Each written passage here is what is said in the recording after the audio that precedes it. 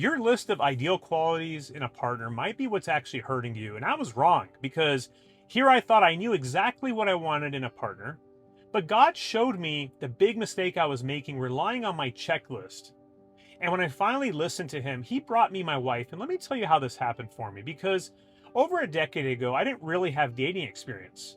And so after a painful breakup, I jumped back into the dating world, not knowing what to do. And so at first, I was casting a wide net.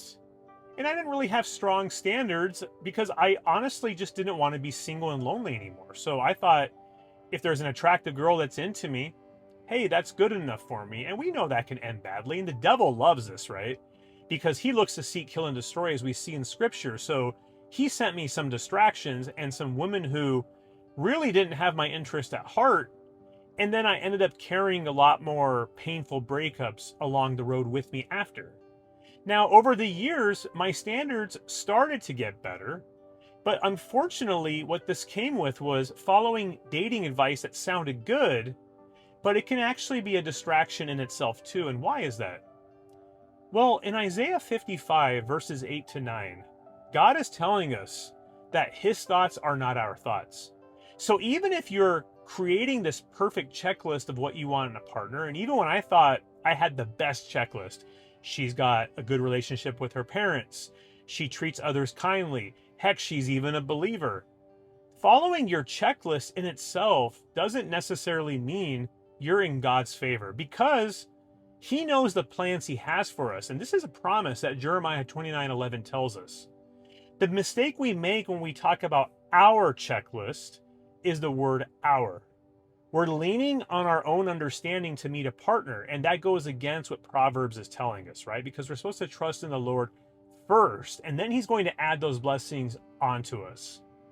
And so the mistake I was making is I thought if my standards used to be pretty poor, and now all of a sudden I meet a godly woman who loves the Lord and is kind and treats me better than I've ever been treated, then clearly God must mean for me to want to marry this girl. And I fell flat on my face because it sounded good on paper and it sounded like a significant improvement for where I used to go with dating. But again, I was not relying on the Lord. And so this can actually become a form of idolatry where we are pedestalizing our decision making for who to date.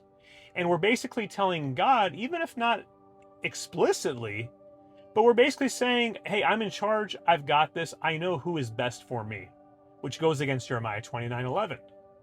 And so what I finally had to learn the hard way is I had to say, look, Lord, this isn't working for me.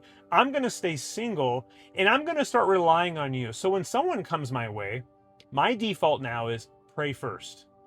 It was hard. And for us men, it's so difficult when we're drawn by our eyes, right? You meet a very attractive girl and she's got a very bubbly personality. She might go to church. She loves the Lord and she says all the right things. But again, that can be a trap. And I've talked about that in other videos on this channel with red flags, where just like we see in scripture, her lips can drip like honey, but it doesn't mean that she's got your best interest at heart. And even if you do meet a kind, godly woman, again, God doesn't intend for us to marry every single good Christian quality girl out there, right? He's got a spouse planned for you. And so we have to make sure that throughout the dating process, you have to step away from looking at your list so critically and look at the Lord and dwell on him and say, is she for me? And this isn't just a one-time prayer, because sometimes you have to sit in a season for this. And that's what happened to me. I had to keep praying, keep going back to him, keep asking. And that's what the Lord loves, right? He wants to be in relationship with us. He wants us to be picking up our daily cross and following him, as scripture tells us.